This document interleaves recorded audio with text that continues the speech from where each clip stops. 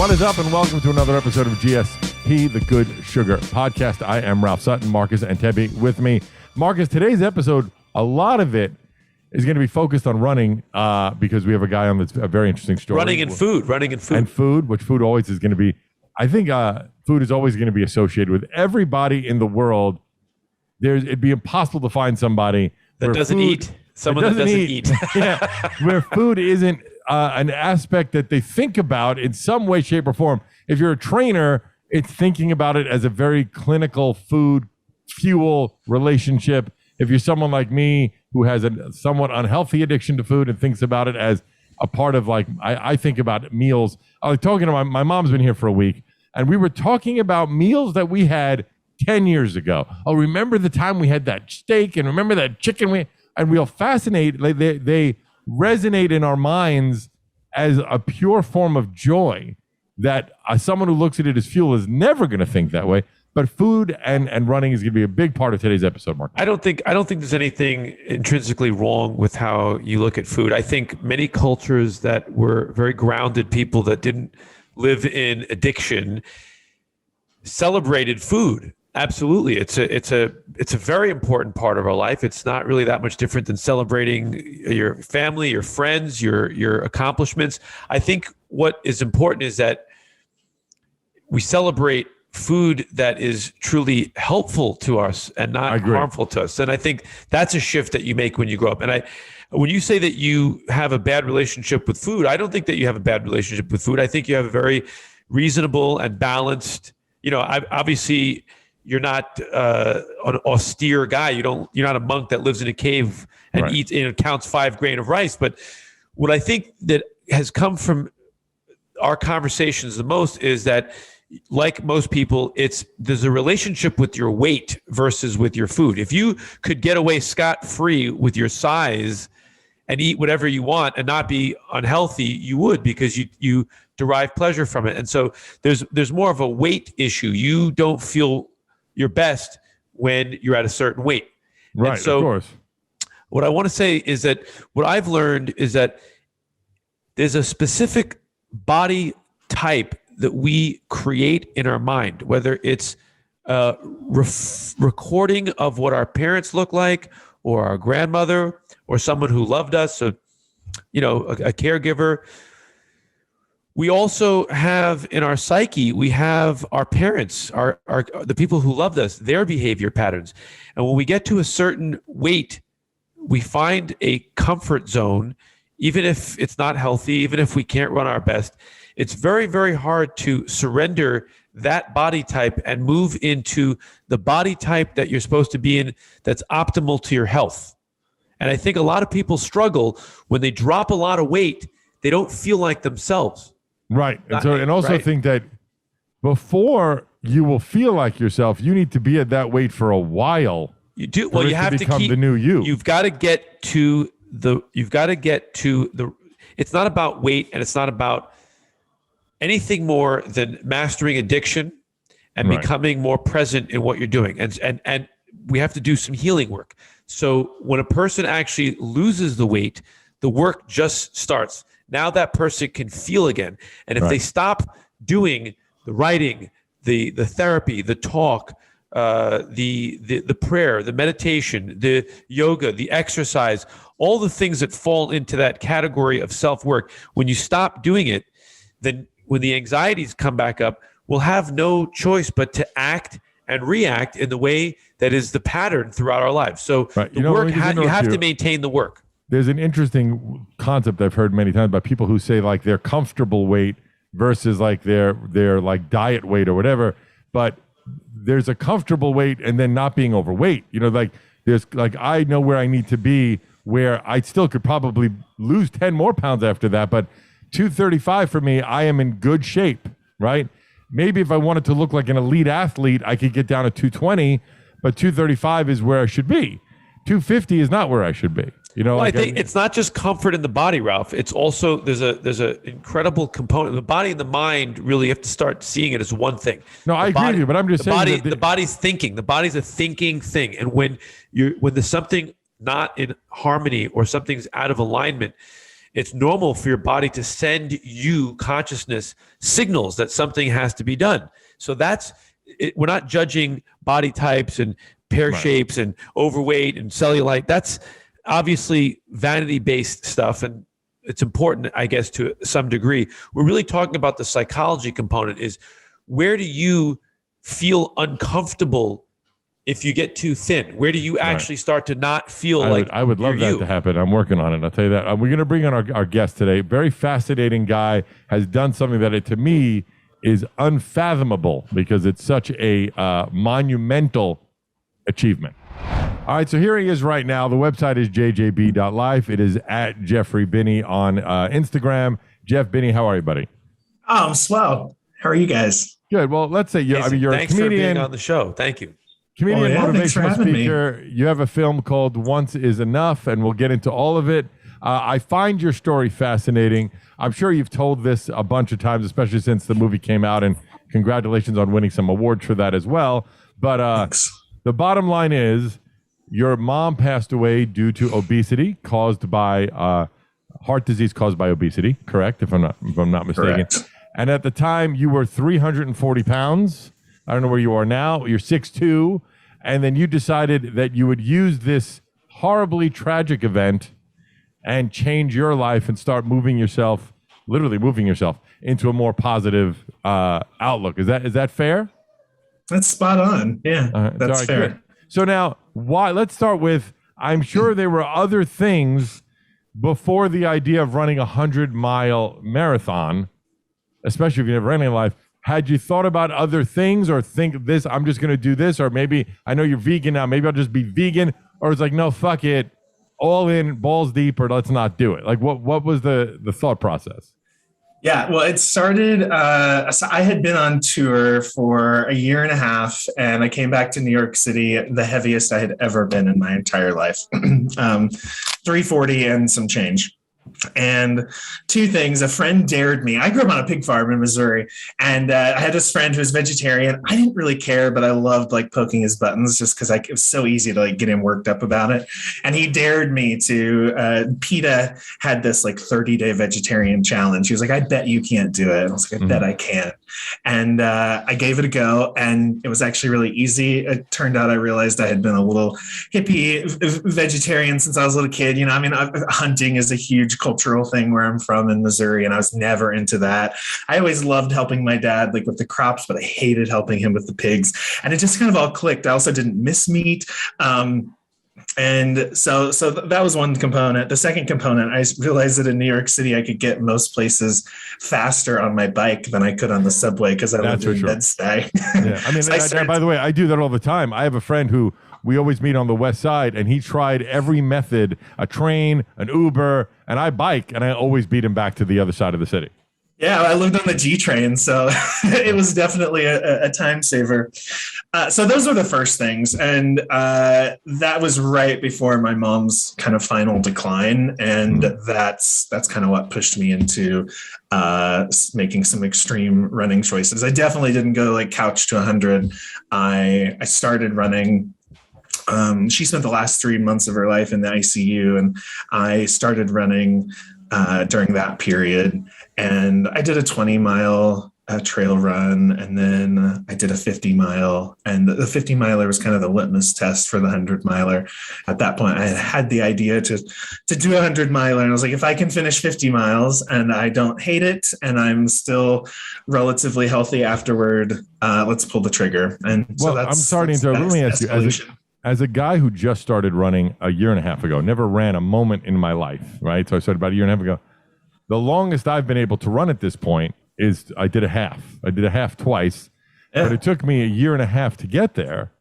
How long from being relatively sedentary to doing 50 miles, even 100 miles? What was the time frame? Because I find that unbelievable, knowing what the pains and aches and struggle that I've went through.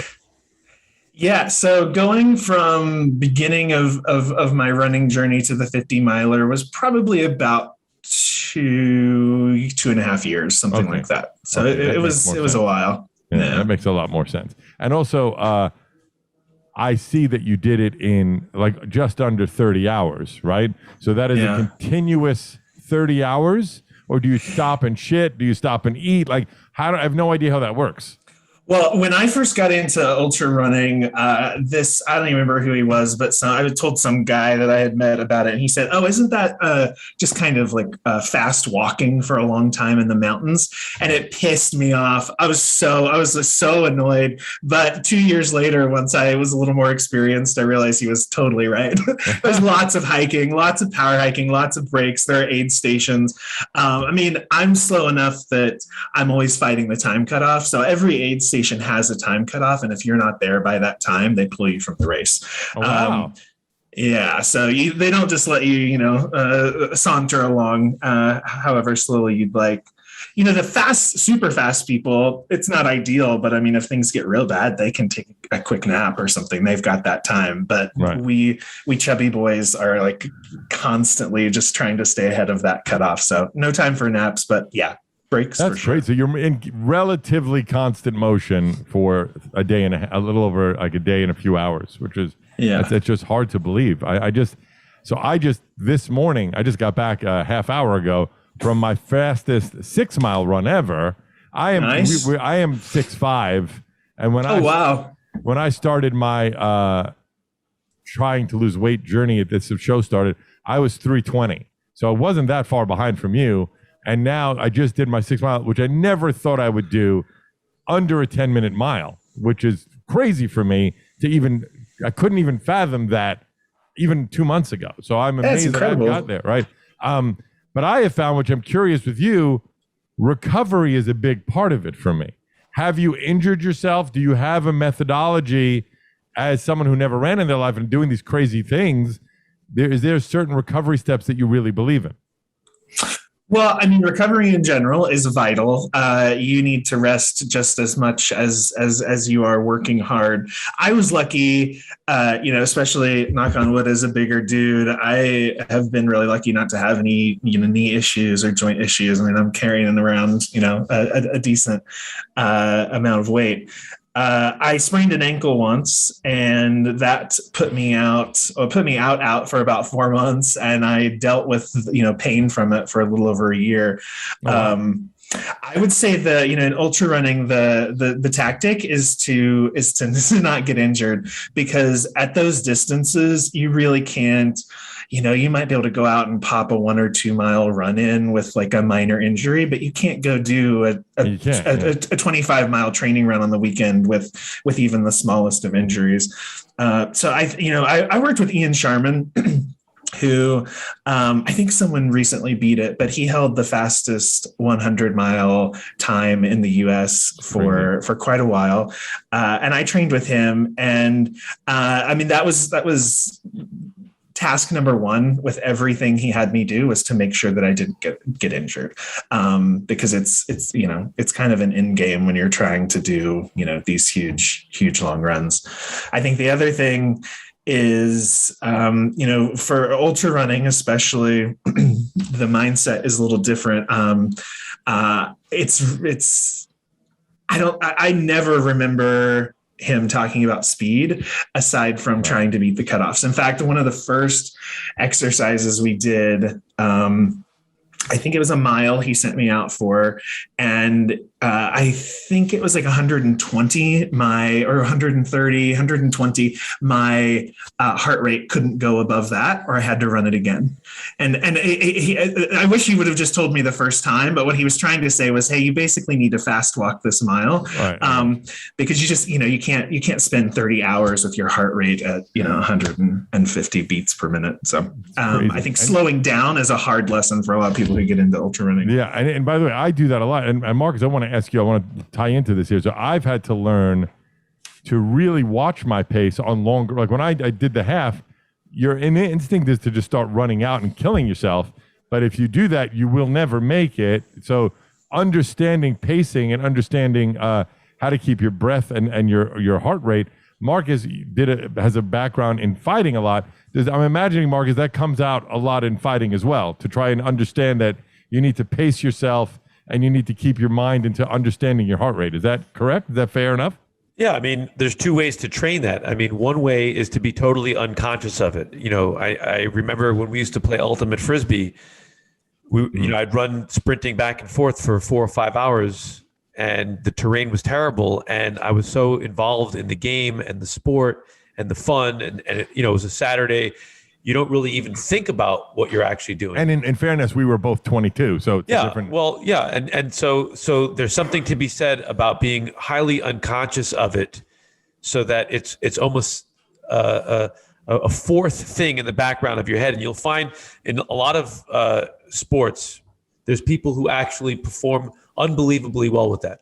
The other way to approach it is the opposite, which is to be extraordinarily mindful and look at it as a meditation. I have to focus and concentrate, and I have to be in, let's say it's a race. I've got to look at the terrain. I've got to watch every step. I have to concentrate on my breathing. I can't let my mind go to the finish line. I have to be here. Oh, I'm thirsty. No, I'm not. You really have to stay extremely focused. And that slowly becomes the way where you do learn to take long, deep breaths. I think that a lot of people don't realize that when they're doing something like a 100-mile race, they can get caught up in all kinds of things in their mind that create anxiety and accelerate their heart rate. So staying very relaxed and keeping that presence of mind is just as important as being physically able to do something like that. And I would have to imagine, Jeffrey, that after the loss of your mother, these runs had to be highly therapeutic. That time on your own with nothing but yourself and the 100 miles in front of you really helps you process through emotions, because it's just you and your head, nothing else. Oh, absolutely. I've said multiple times, without question, the best therapy that I could have found. When times are tough for Jeffrey, I'm not a go cry on my friend's shoulder kind of guy. I'm a go cry alone in the woods kind of guy. And not in a sad way. It's just how I like to process things. It works for me. Did you cry all 100 miles? That would have been pretty wild. Only 20 of them. Well, first of all, I looked at your social media, Jeffrey, and I like everything about you. And I was wondering if you wouldn't mind cuddling later on this afternoon. As long as I'll get it. As long as no crying is involved. As long as no crying is involved. Let's cry too. I think the thing that you're bringing up right now about this concept that which is very sad, and I feel like it's very it's a sign of how poorly our evolution as society has come, that men, probably women too, are not allowed to cry. They have to there has to be some kind of secret event to go find a quiet place to release emotions that if you don't get rid of them, they'll be trapped in your body and they'll injure you in some kind of way. And also they make us unhappy. And so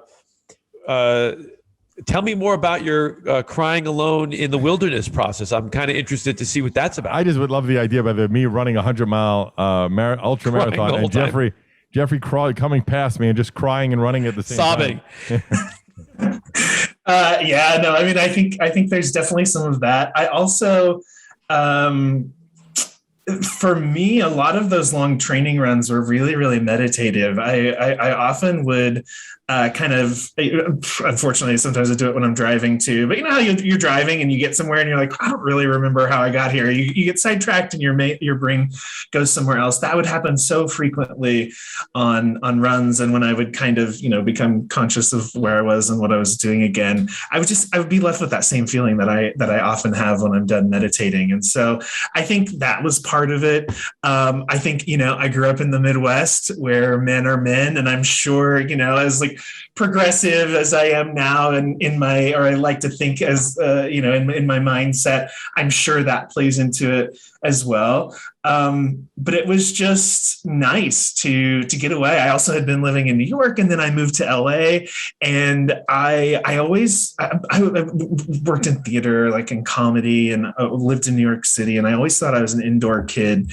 And it took me being in New York for about 6 years to like start to get really antsy to get into nature. I like went hiking on Bear Mountain upstate, and I think that was part of what I loved about cycling too. And I think I was kind of like really hungry to get out of the city. I always thought I was a city boy, but when I look back at my childhood, I grew up on a farm and I spent 10 hours a day outside playing. And I hadn't kind of registered that was part of me, in that capacity. Don't get too emotionally healthy, because you probably won't be that funny after that. I know. Tell me about it. It's really hard to write comedy when you're mentally stable. You're happy and stable. Mentally stable.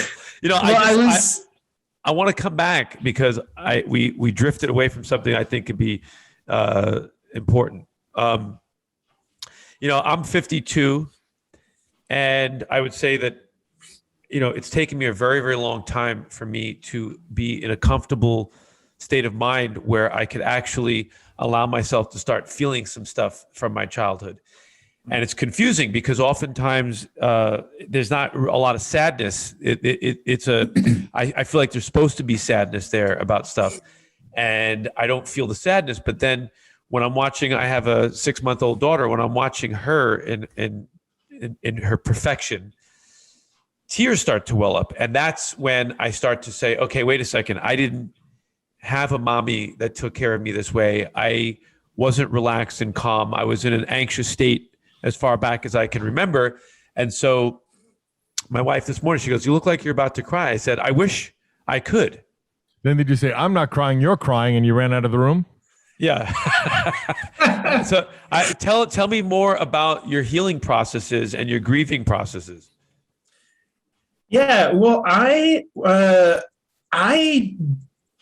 did have a great childhood. I didn't really have very many hardships. My parents were together. My mom and dad both were very loving. We were lucky to be financially stable. And I think that was part of what was hardest for me was that like safety net. Like I felt my whole life had been so lucky to always feel like super secure and loved and taken care of.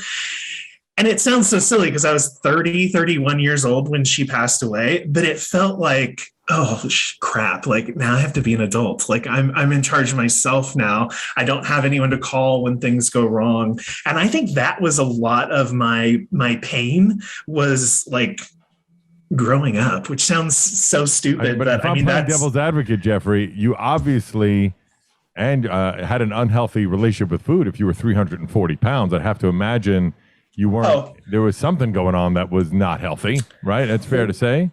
I mean, there has to be. It would be interesting to dig deeper into that. I mean, I think a lot of it was cultural. I mean, where I grew up, that was the norm. Yeah, I remember. Yeah, everything's fried in rural Missouri. There's no concept. Also, my parents didn't have like nutrition class in middle school like I did, and my mom's. I mean, that was part of her problem. Part of the way that she wound up where she wound up, she couldn't really wrap her head around a lot of nutrition stuff. And she was struggling with heart disease for like 17 years in the hospital, and her doctors provided tons of education and resources, but she just couldn't really wrap her head around it. I mentioned in the film, she couldn't figure out why, asparagus, if you breaded it and fried it, why it wasn't still healthy, which seems so obvious to us. But that's the environment I grew up in. I remember I had a PE teacher who we worked on E, F's, and D's. I don't know why we didn't have A, B, C, D's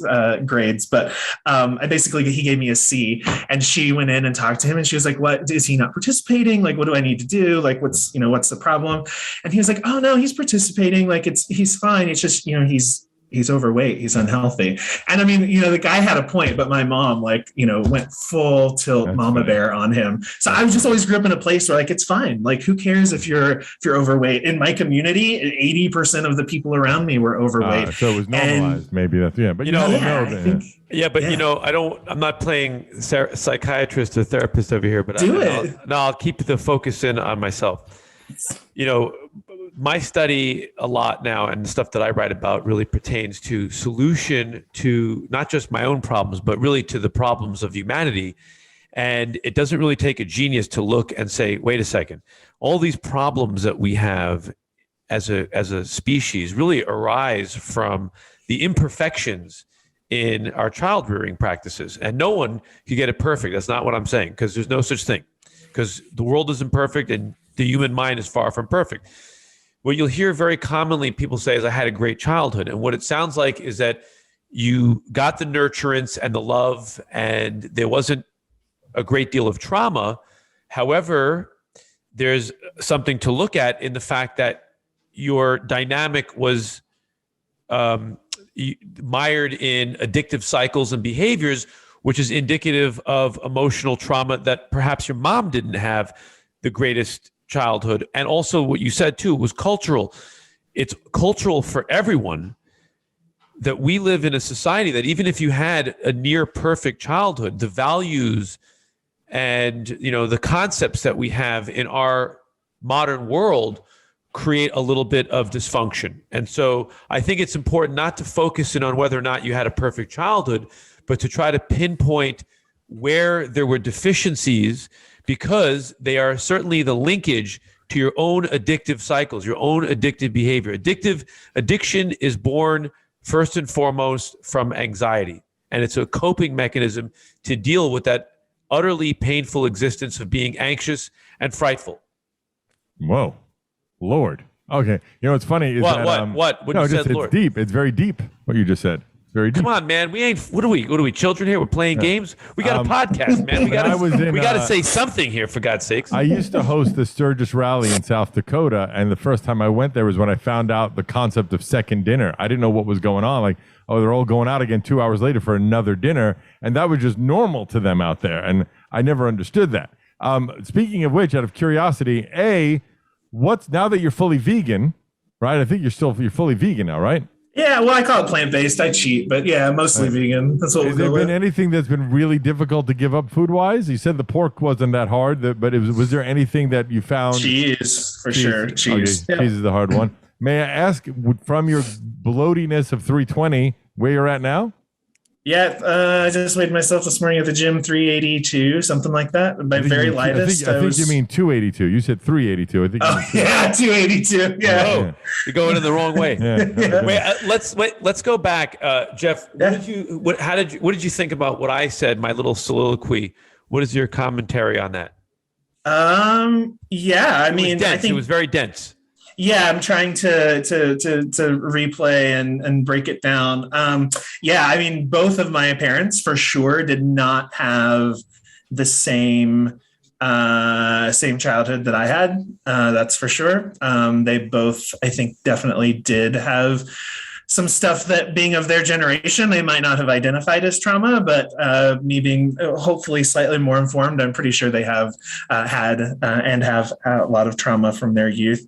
They also grew up really poor, which I think could have, and they were very comfortable, but they both grew up very poor. I think that probably informed their relationship to food. I think their ability to have as much food around at any time. Well, food is the first. It's the first opportunity for addiction that we have when we're children. It doesn't require an ID card that you're 21 and you don't have 3 years old was crystal meth, so we had a different. That's interesting. Food is, if you think about it, it's unbelievable, because we come into this world and there's suffering in the being born. It's an uncomfortable experience. And one of the first things that we get while we're receiving love is we get food, we get nourishment. And so it's the thing that makes us feel good. And what's tragic and sad is, yes, all too often in most of the world, besides addictive eating patterns, there's an opportunity to eat toxic food, which amplifies the problem, because it's not just that everyone's going out and addictively eating fruits and vegetables. It's that there's all kinds of processed garbage out there that's designed to do nothing else but make you addicted. And it's terrible. I forgot who. There's a guy I was watching and said this the other day. No one would ever sit down and eat 7 or 8 sweet potatoes, but eating 7 or 8 cookies, no one thinks about. And that's just because those foods are designed to make you want more. When you eat processed food, it sets up an immediate phenomenon of craving, whether it's the amplified taste or how crunchy it is or whatever it is. It could be the refined and processed sugar. It's different when you're eating wholesome foods like fruits and vegetables, because they communicate with your chemistry in a very different way. They actually tell you when you're done. They tell you stop. And also, I don't know that they I've had give a lot that of women much in my pleasure. life do the same thing. Yeah. All right, so that's my. Let me ask you a couple Jeffrey. other Thank quick you questions. for letting me. Thank you for letting me step on your life. I'm sorry. Jeffrey, Oh, behind you, it's fine. how important are those 5 Post-its behind you? Do they mean anything? I'm very curious. Oh, yeah, I have a day job. Yeah, it's stuff that I have to do today.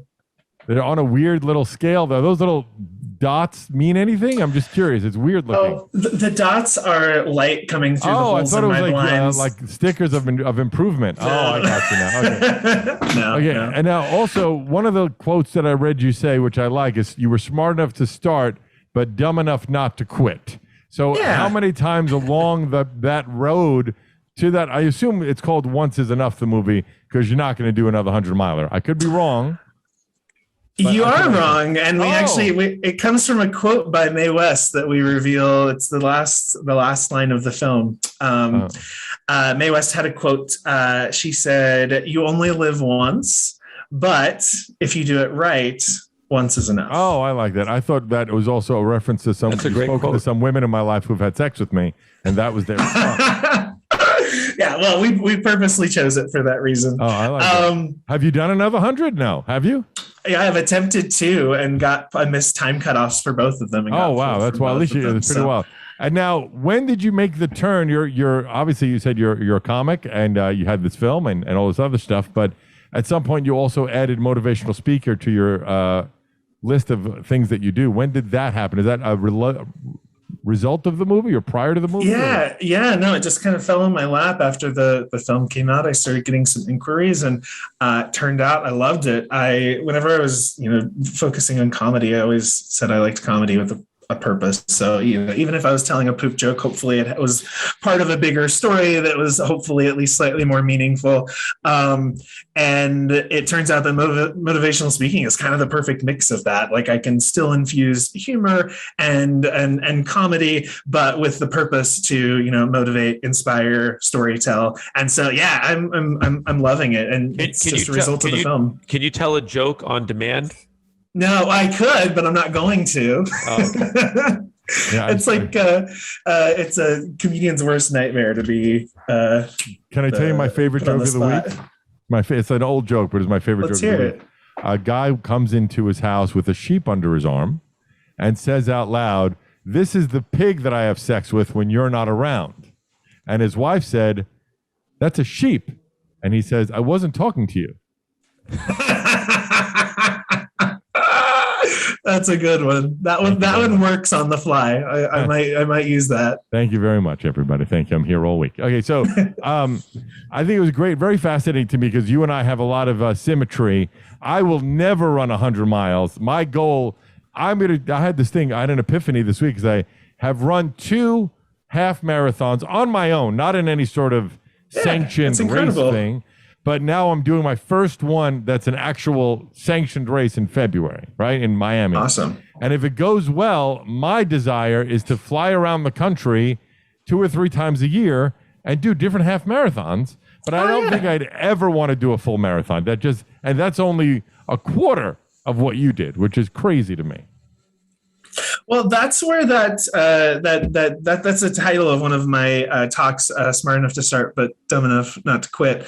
That's kind of where that comes from, because in my opinion, I discovered that was kind of the crux of ultra running for me, was getting to that point where everything, things are starting to hurt, you're tired, you're probably dehydrated, and any normal person would say, oh, well, this is the reasonable time for me to pack up and go home. I had a great long run, and now it's time to stop.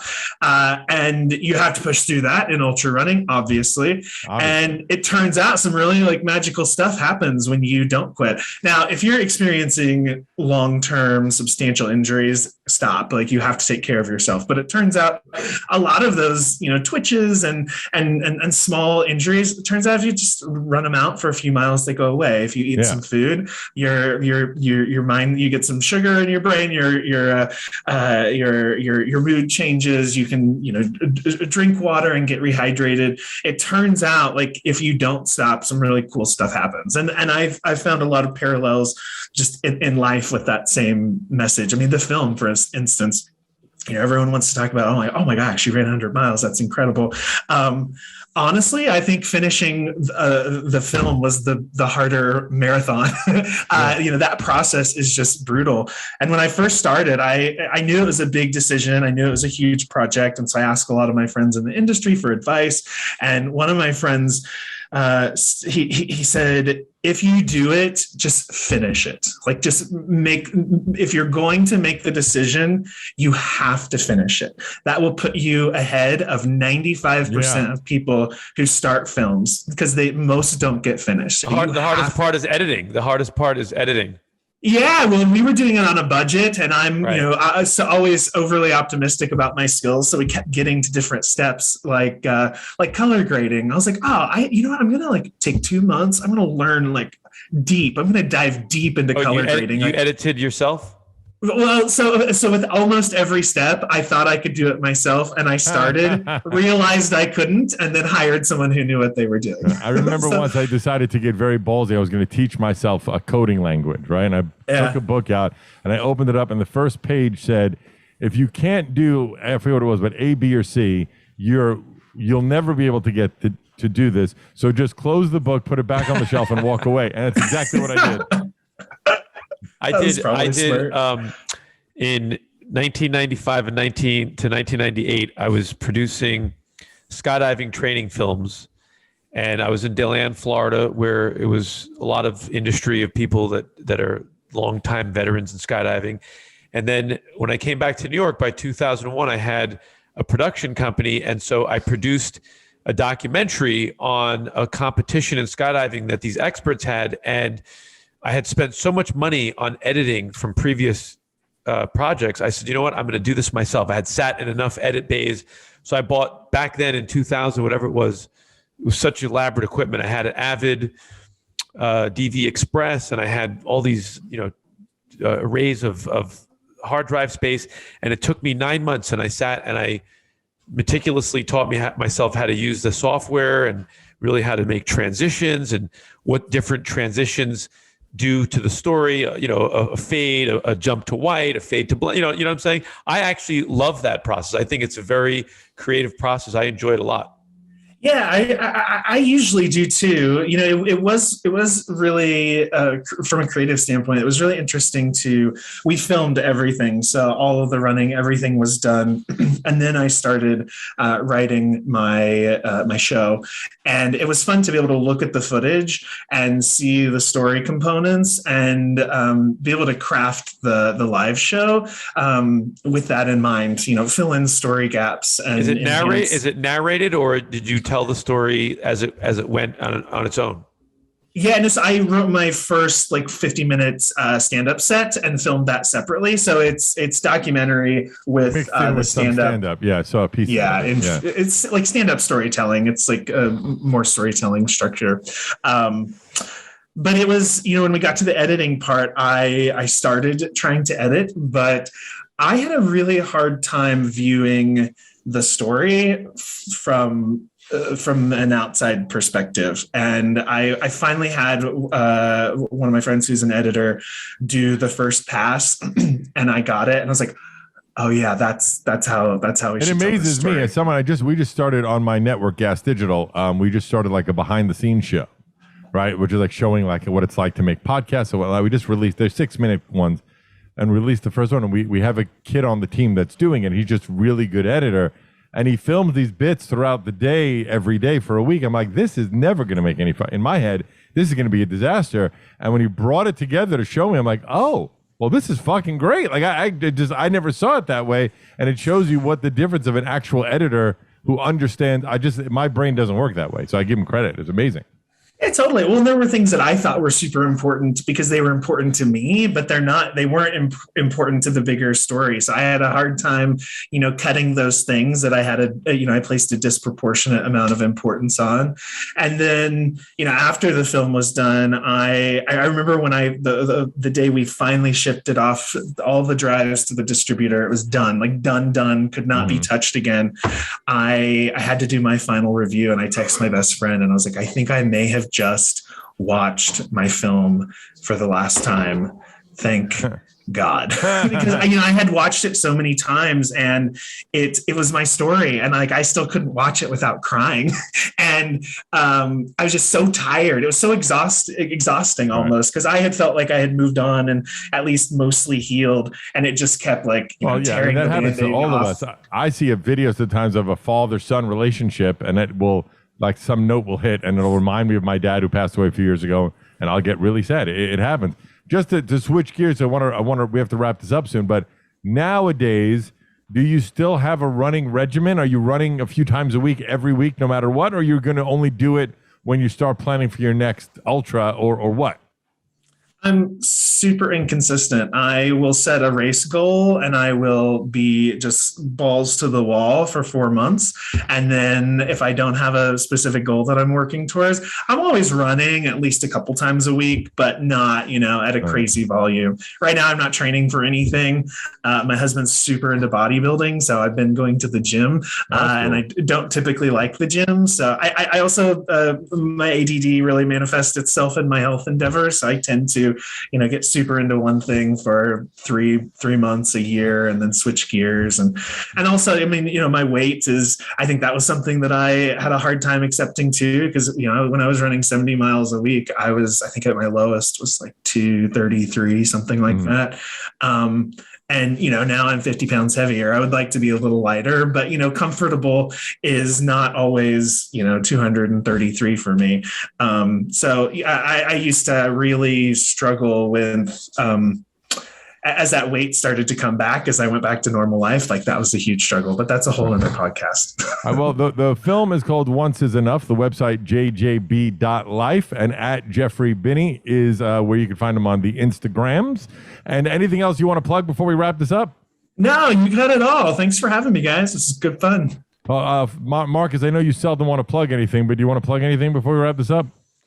I'm a big fan of Jeffrey's over here. I'm shouting out to him. I'm endorsing being like Jeffrey.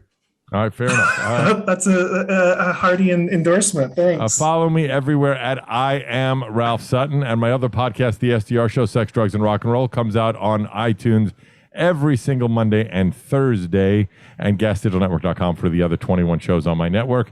Jeffrey, thank you so much for taking the time out, and thank you everyone we just again finished our best month ever. For the last 3 months in a row, each month is better than the month before. So thank you everyone for sharing the show, whether it's on YouTube or on all the podcast platforms, and we'll see you next week on the Good Sugar Podcast.